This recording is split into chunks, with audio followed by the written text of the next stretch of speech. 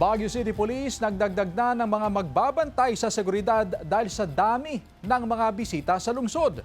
Tutukan sa report.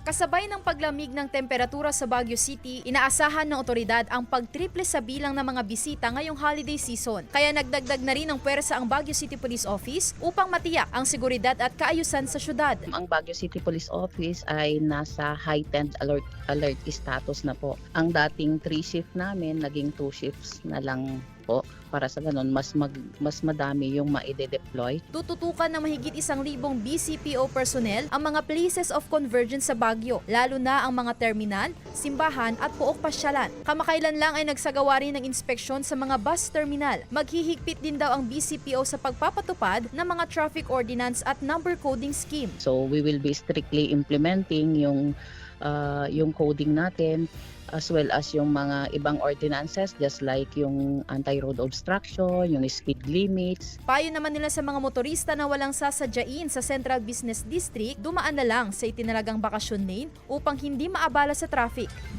Sa Dagupan City, seguridad din ang prioridad sa mga pamilihan kabilang ang mga mall ngayong holiday season. Ang ilan, nagdagdag na ng mga security personnel.